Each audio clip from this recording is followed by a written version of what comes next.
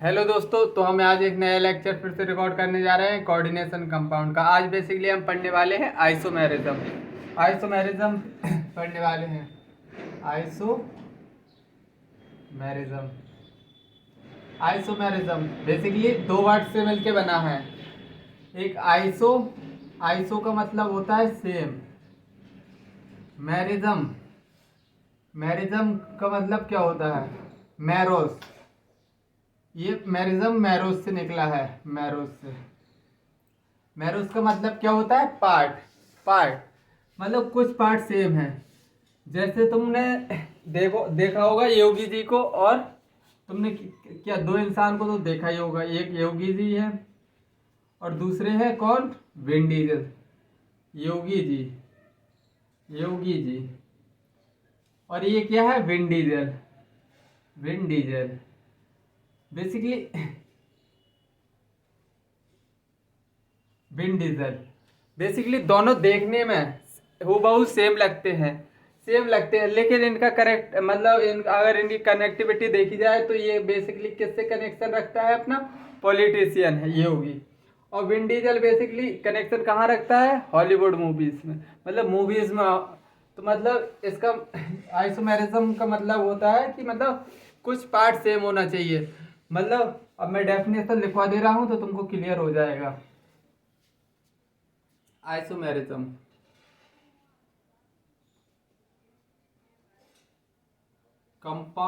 Isomerism compound having, compound having compound having same molecular formula, same molecular formula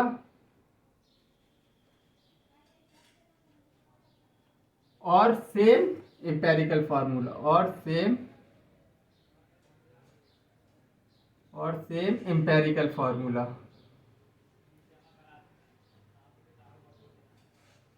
same empirical formula.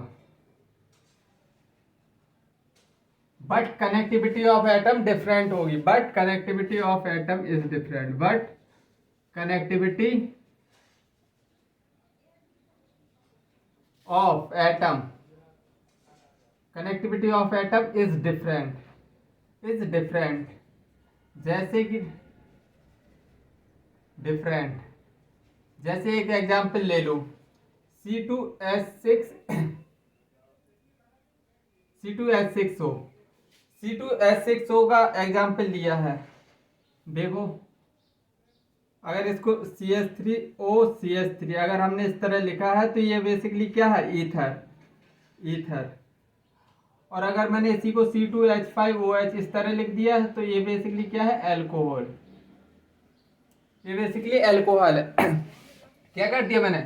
Connectivity of atom different कर दी। हालांकि इसका molecular formula, empirical formula. अच्छा, एक बात और, empirical formula और समझ लो। किसी को एम्पेरिकल फार्मूला ही पता नहीं होगा। बेसिकली C6H6H12O6, ये बेसिकली ग्लूकोज का फार्मूला होता है। ग्लूकोज का, ये ग्लूकोज का फार्मूला होता है C6H12O6। अगर इसका हम सिंपलेस्ट रेशियो बनाए, ये क्या है? Basically molecular formula of glucose है। अगर हम इसका सिंपलेस्ट रेशियो बनाए तो C6 से डिवाइड कर दो, CH2O। ये क्या निकल आया? Empirical formula. आई थिंक अब तुमको क्लियर हो गया होगा एम्पेरिकल फार्मूला और मॉलिक्यूलर फार्मूला। तो अब देखो, इधर आ जाओ। तो देखो, molecular formula, empirical formula same रहेंगे। क्यों? जिसमें इसमें कार्बन 2 है, इसमें भी कार्बन 2 है। इसमें हाइड्रोजन 6 है, इसमें भी हाइड्रोजन 6 है। 5 और 6। ऑक्सीजन 1 है, इसमें भी ऑक्सीजन 1 है। बस मैंने क्या कर दिया? कनेक्टिविटी डिफरेंट कर दी तो बदल भी गया। ये ईथर है, ये एल्कोहल है। तो आई थिंक इतनी बात समझ में आई होगी। तो चलो आगे बढ़ते हैं।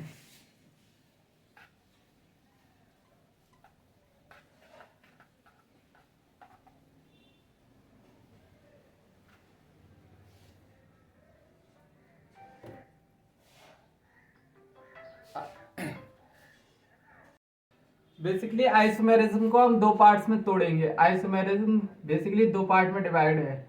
आइसोमेरिज्म दो पार्ट में डिवाइड है। एक है structural isomerism, structural isomerism,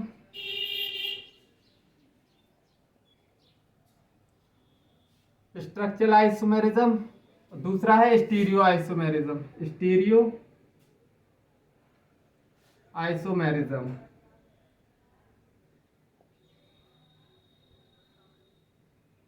stereo isomerism, structural isomerism होता है मतलब कनेक्टिविटी ऑफ एटम डिफरेंट होगी किस में, 2D में। कनेक्टिविटी ऑफ एटम डिफरेंट होगी कहाँ, 2D में। कनेक्टिविटी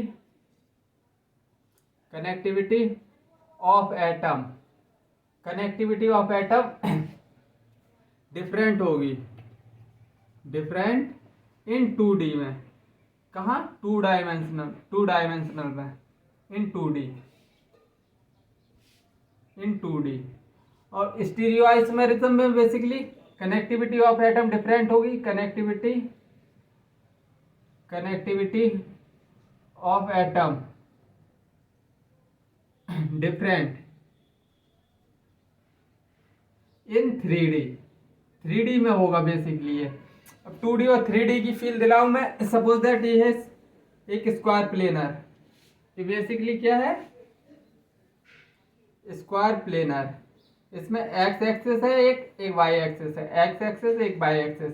अगर ये क्या है बेसिकली स्क्वायर प्लेनर, ये एक प्लेन पर है, ये एक्स और वाई प्लेन एक ही प्लेन पर है।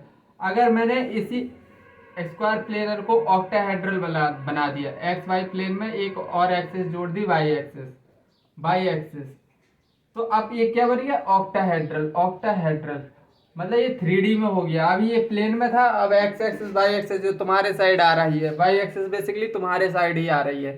कहाँ, बोर्ड क्या है, एक्स वाई प्लेन, तो जेड एक्सिस तुम्हारे साइड आ रही है या बोर्ड के पीछे जा रही है, तो ये क्या हो गया basically 3D। I think 2D और 3D की फील आ गई होगी तुमको, 2D और 3D की फील आ गई होगी। अब या फिर हम ऐसे इसको बोल सकते हैं orientation of atom, orientation of atom, या फिर मॉलिक्यूल डिफरेंट इन 3D, या फिर हम और कुछ बोल सकते हैं, हाँ बोल सकते हैं spatial arrangement of spatial arrangement of atom slash molecule is different. इसको कुछ भी बोल सकते हो, इज डिफरेंट। तो I think stereo isomerism 2D और 3D है, तुमको अच्छे से चमक गया होगा। इसकी बेसिकली ये इसको बोल सकते हैं connectivity of atom in 3D different होगा 3D में, या इसको बोल सकते हैं orientation of atom molecule different होगा 3D में, या फिर स्पेशियल अरेंजमेंट 3D ही होता है। तो आई थिंक इतनी बात तुमको चमकी होगी। अब हम आगे की तरफ बढ़ते हैं। स्टीरियो आइसोमेरिज्म क्यों मिटा दिया मैंने, स्टीरियो आइसोमेरिज्म,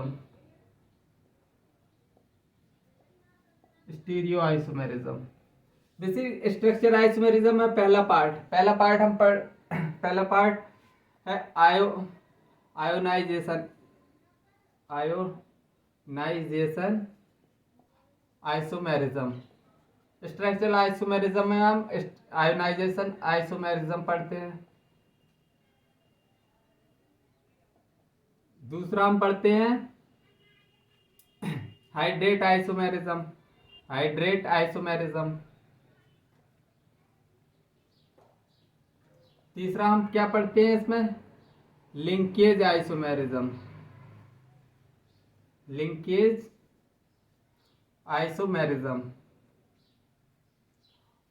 और चौथा क्या पढ़ते हैं हम इसमें, कोऑर्डिनेशन आइसोमेरिज्म।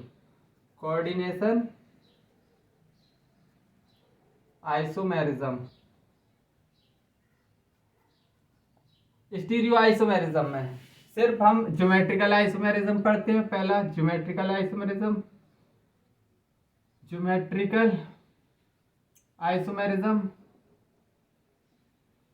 और दूसरा optical isomerism, optical isomerism. Basically आज हम अपने पूरे लेक्चर में इन पर ही फोकस रहेंगे। आयोनाइजेशन, स्ट्रक्चरल आइसोमेरिज्म हम कंप्लीट करेंगे। बेसिकली आयोनाइजेशन आइसोमेरिज्म पढ़ेंगे, हाइड्रेट लिंकेज पढ़ेंगे, कोऑर्डिनेशन आइसोमेरिज्म, ये चार हम डील करने वाले हैं आज के लेक्चर में। तो बेसिकली स्टार्ट करते हैं आयोनाइजेशन आइसोमेरिज्म से।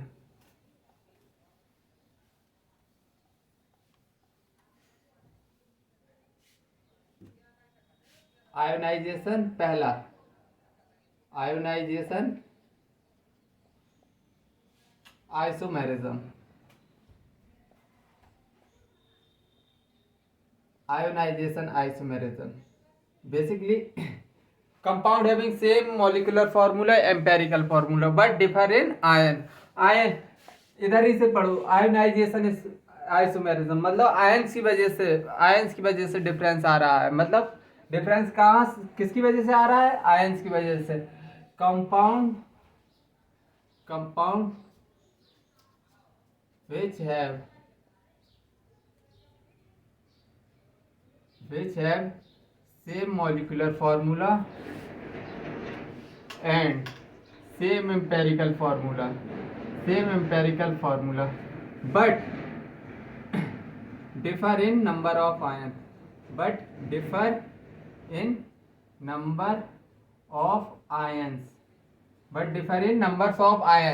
आज इसका एग्जाम्पल लो। एग्जाम्पल ले रहे हैं क्रोमियम H2O का होल 5 लो, whole 5 sulphate sulphate bromine.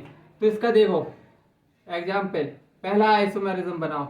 Chromium H2O, chromium basically +3 में है, मतलब कोऑर्डिनेशन नंबर, ऑक्सीडेशन नंबर +3 है, मतलब कोऑर्डिनेशन नंबर 6 शो करेगा। तो H2O5 सल्फेट को अंदर कर दो, बाहर ब्रोमीन को फेंको।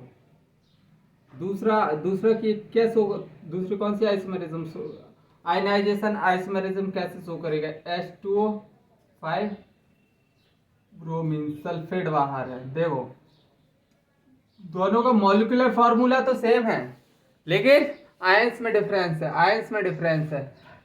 इसी तरह एक और एग्जांपल ले लो, प्लेटिनम NH3 का होल 4 और इधर क्लोरीन ले लो, Br2 ले लो। अब देखो पहला इसका कंपाउंड बनेगा प्लेटिनम NH3 का होल 4 Cl2, Br2 को बाहर फेंक दो। दूसरा प्लेटिनम NH3 का होल 4 Br2 Cl2 को बाहर फेंक दो। तीसरा क्या बनेगा? तीसरी पॉसिबिलिटी बताओ। NH3 होल 4 Br, एक क्लोरीन और एक क्लोरीन बाहर, एक ब्रोमीन बाहर। कुछ इस तरह से आयनाइजेशन इस पर शो करेगा। तो आई थिंक ये तुमको समझ में आए होंगे दोनों एग्जाम्पल अच्छे से। ये दोनों आयोनाइजेशन इस आइसोमेरिज्म के एग्जाम्पल है। चलो अब हम बढ़ते हैं हाइड्रेट आइसोमेरिज्म की तरफ। कहाँ? हाइड्रेट आइसोमेरिज्म की तरफ।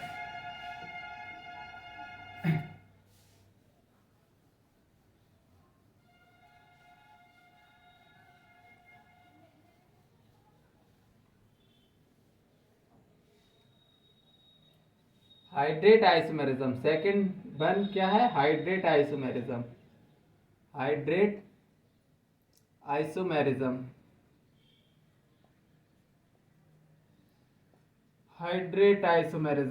If H2O molecule differ in number, तो तब क्या बोलेंगे हम? If H2O molecule, water molecule differ in number, differ in if H2O molecule differ in if H2O molecule behave differently,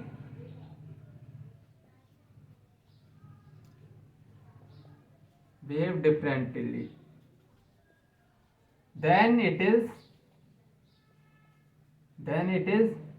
क्या है, हाइड्रेट आइसोमेरिज्म, हाइड्रेट आइसोमेरिज्म। अभी तुमको नहीं चमका होगा कुछ, अब थोड़ी चमकेगा। H2 मॉलिक्यूल या तो प्रेजेंट होंगे, H2 molecule present in coordination sphere, H2O molecule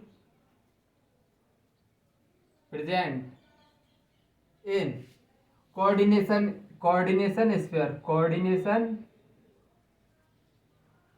sphere और present out of the coordination sphere, तो क्या बोलेंगे हम, ये हाइड्रेट आइसोमेरिज्म है। जैसे कि इस तरह एक H2O water molecule compound coordination compound इसको क्या, ये आयनाइजेशन स्फीयर होता है, कोऑर्डिनेशन स्फीयर, ये कोऑर्डिनेशन स्फीयर के अंदर है, तो ये किस तरह वेव करेगा, लिगेंड की तरह। और एक वाटर मॉलिक्यूल जो बाहर है, तो ये किसकी तरह, वाटर ऑफ क्रिस्टल की तरह वेव करेगा, क्रिस्टलाइजेशन ऑफ वाटर की तरह। तो मतलब तीसरी डेफिनेशन में ये भी लिखवा सकता हूँ। तीसरी definition, H2O molecule behave as ligand, H2O molecule behave as ligand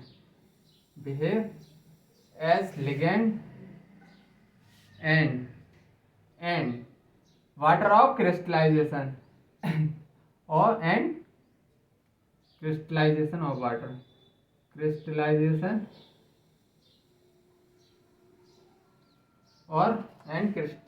of water की तरह। जैसे अब एग्जाम्पल से समझो, अगर डेफिनेशन भी समझ में नहीं आई तो एग्जाम्पल सबसे अच्छा एग्जाम्पल दे रहा हूँ, कॉपर सल्फेट का, copper sulphate .5H2O। Copper basically इधर +2 में है, तो कोऑर्डिनेशन नंबर 4 शो करेगा, मतलब कॉपर H2O का होल 4, एक सल्फेट बाहर .H2O। ये क्या बेसिकली शो कर रहा है, हाइड्रेट आइसोमेरिज्म। ये क्या शो कर रहा है, हाइड्रेट आइसोमेरिज्म। और अब ये एक एग्जांपल ये बता दो क्या ये हाइड्रेट आइसोमेरिज्म शो कर रहा है या नहीं। कॉपर H2O का होल 3 SO4 2H2O। बताओ ये हाइड्रेट आइसोमेरिज्म शो कर रहा है या नहीं कर रहा, बिल्कुल नहीं कर रहा। ये तुमको एनटीए ने जाल फेंका है, ये जाल है, जाल तुमको फंसाने का जाल है, मतलब इससे बचना। क्यों, नोट लिखवा दे रहा हूं, बच जाओगे तुम नोट से। क्योंकि हाइड्रेट आइसोमेरिज्म स्पेशल केस होता है आयनाइजेशन स्फीयर का, ये कोई नहीं बताता। Hydrate isomerism is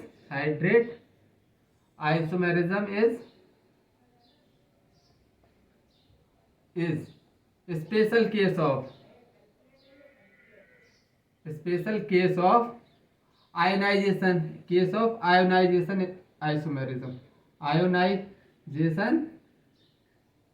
isomerism. इतनी बात चमक गई हो तो बताओ, ये तुमको दाना डालेगा, तुम फंस जाओगे। इसलिए इसका एक और एग्जाम्पल कराता हूँ, एनसीईआरटी एग्जाम्पलर का क्वेश्चन है, वो कर लो, तुमको और अच्छे से हाइड्रेट आइसोमेरिज्म चमक जाएगी। तो एक और एग्जाम्पल करेंगे, उसके बाद तुम्हारा हाइड्रेट आइसोमेरिज्म बिल्कुल चमक जाएगा। CrCl3.6H2O। क्वेश्चन ये फॉर्मेट है, ये कंपाउंड है, find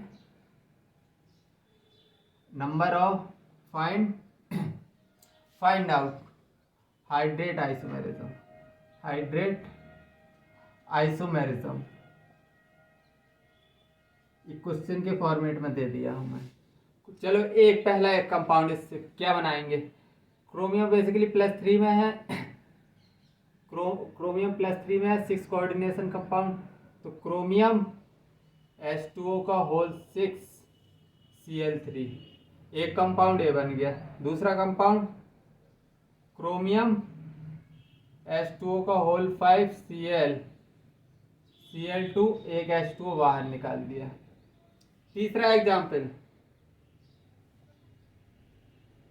chromium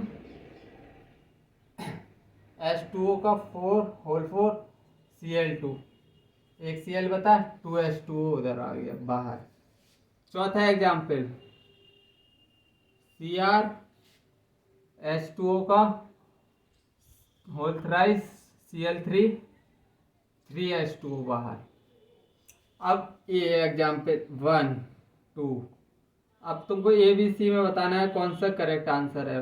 1 2 3, C 1 2 3 4, last D none, कोई नहीं। तो देखो अब इसमें हाइड्रेट आइसोमेरिज्म तुमको फाइंड करना है। अच्छा क्वेश्चन है, एनसीईआरटी एग्जाम्पलर है, एनसीईआरटी एग्जाम्पलर है। तो देखो बेसिकली ये special case of ionization isomerism होता है। तो मतलब ये शो कर रहा है, ये भी शो कर रहा है, ये शो कर रहा है। ये तुमको एनटीए ने फंसाया है, इधर एनटीए तुमको फंसाएगा, एनटीए फंसाएगा, एनटीए फंसाएगा, फंसाएगा, एनटीए फंसाएगा तुमको।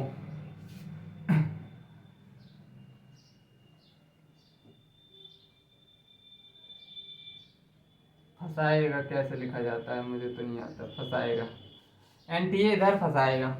तो चौथा ऑप्शन नहीं है ये, जबकि नहीं है, हाइड्रेट आइसोमेरिज्म शो नहीं कर रहा। मतलब 1 2 3 तीनों शो कर रहे हैं क्योंकि ये special case of ionization isomerism होता है। तो इतनी बात चमक गई होगी आई थिंक अच्छे से। तो चलते हैं आगे की तरफ। अब हम पढ़ेंगे लिंकेज आइसोमेरिज्म। हम क्या पढ़ने वाले हैं, linkage isomerism. Third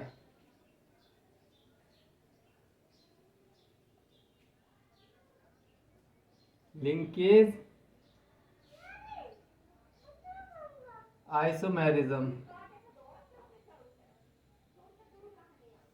compound having different bonding atom, compound having different bonding atom और compound having different linking atom. इसको अभी मैं समझाऊंगा, पहले डेफिनेशन लिख दो। Compound having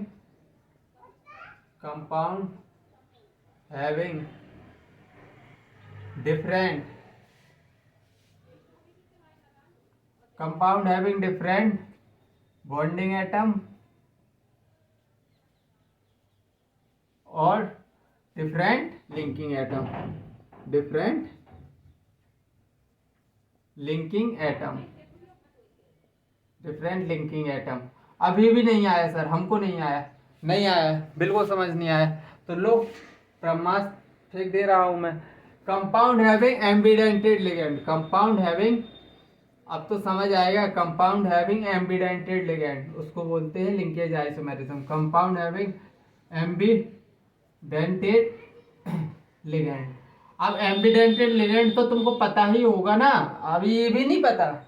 Cn- NO2- HCN-, ये बेसिकली क्या है, एम्बिडेंटेड लिगेंड है। अगर सी से देगा, या एम्बिडेंटेड लिगेंड क्या होता है, बेसिकली सेंट्रल मेटल एटम को ये दोनों एटम डोनेट कर सकते हैं अपना लोन पेयर, लेकिन एट ए टाइम एक एटम अपना lone pair central metal atom को देगा, एट ए टाइम एक ही एटम। जैसे अगर सी ने दिया तो इसको बोलेंगे साइनाइडो सी, और नाइट्रोजन ने अगर अपना लोन पेयर दिया तो इसको बोलेंगे, इसका नाम पड़ जाएगा साइनाइडो एन। तो ये बेसिकली एम्बिडेंटेड लिगेंड है तीनों। इसको बस यही अपने सिलेबस में है, इनको याद रख लेना। अगर ये कहीं दिखाई दे जाए तो सीधा चिपका देना, लिंकेज आइसोमेरिज्म है, ठीक है ना। तो इसका एग्जाम्पल CONH3 का होल 5 NO2। अब देखो इसको किस तरह से, या तो पहली एग्जाम्पल, या तो तुम ऐसे लिख दो, या फिर तुम लिख दो CONH3 का होल 5 ONO। ये बेसिकली दोनों लिंकेज आइसोमेरिज्म शो कर रहे हैं, क्योंकि इसमें क्या है एम्बिडेंटेड लिगेंड है। NO2 बेसिकली एम्बिडेंटेड लिगेंड है। और देखो CR दूसरा एग्जाम्पल, क्रोमियम NH3 का होल 5 सल्फेट CN सल्फेट। तो देखो बेसिकली पहला CrNH3 का होल 5 CN। दूसरा, अगर कार्बन डोनेट इधर क्या कर रहा है, कार्बन डोनेट कर रहा है अपना lone pair centre metal atom को, और क्रोमियम NH3 का होल 5 NC लिख दूं, मतलब इधर क्या नाइट्रोजन अपना lone pair central metal atom को डोनेट कर रहा है। मतलब ये बेसिकली क्या है एम्बिडेंटेड लिगेंड। देखो इधर चमक रहा है कुछ, इधर चमक रहा है कुछ, इधर एम्बिडेंटेड लिगेंड एम्बिडेंटेड लिगेंड मतलब लिंकेज आइसोमेरिज्म। इतनी बात घुस जानी चाहिए अब दिमाग में। अब लास्ट हम पढ़ रहे हैं कोऑर्डिनेशन आइसोमेरिज्म।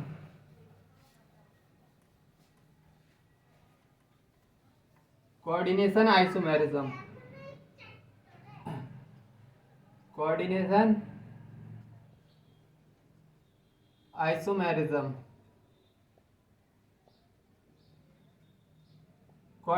आइसोमेरिज्म बेसिकली क्या होता है, if cation and anion are both complex होने चाहिए, both complex, if cation and anion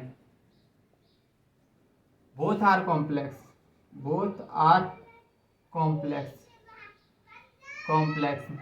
then it is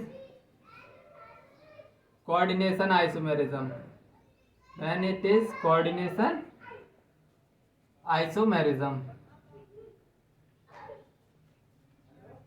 इतनी बात चमकी हो तो बताओ। अभी एग्जाम्पल से चमका दे रहा हूं। प्लेटिनम NH3 का होल 4, प्लेटिनम Cl का होल 4। बेसिकली पहला एग्जाम्पल, दोनों कैटायन भी और एनायन भी दोनों क्या है कॉम्प्लेक्स। हाँ दोनों कॉम्प्लेक्स दिखाई दे रहे हैं, मतलब ये क्या है कोऑर्डिनेशन आइसोमेरिज्म। दूसरा एग्जाम्पल ले लो AgNH3 का होल ट्वाइस AgCN का होल ट्वाइस। ये बेसिकली दोनों क्या है डब्बे के अंदर बंद है, मतलब कोऑर्डिनेशन स्फीयर में है। और दो कैटायन भी एनायन भी, ये बेसिकली कैटायन है, ये एनायन है, दोनों डब्बे के अंदर है, मतलब कोऑर्डिनेशन स्फीयर। आई थिंक तुमको सभी मतलब आइसोमेरिज्म अच्छे से चमका होगा। आज स्ट्रक्चरल आइसोमेरिज्म हमने कंप्लीट कर लिया है। स्ट्रक्चरल आइसोमेरिज्म हमने कंप्लीट कर लिया है। स्ट्रक्चरल आइसोमेरिज्म में हमने पूरा चार प्रकार के होते हैं। कोऑर्डिनेशन इस चौथा है भाई, चौथे प्रकार का। पहला क्या पढ़ा था हमने, ionization sphere, ionization isomerism, ionization. दूसरा पढ़ा था हमने दूसरा कौन सा पढ़ा था, हाइड्रेट। तीसरा हमने कौन सा पढ़ा था, लिंकेज देखना आता है तुमको, बिल्कुल एम्बिडेंटेड लिगेंड। हाइड्रेट तुमको देखना आता है, special case of ionization isomerism होता है। लास्ट हमने क्या पढ़ा है, कोऑर्डिनेशन बेसिकली क्या है, दो डब्बे में बंद होना चाहिए। तो मतलब आई थिंक पूरी बात समझ में आई होगी आज की। चलो आज का लेक्चर इधर ही समाप्त करते हैं, तब तक के लिए बाय, जय हिंद, टेक केयर।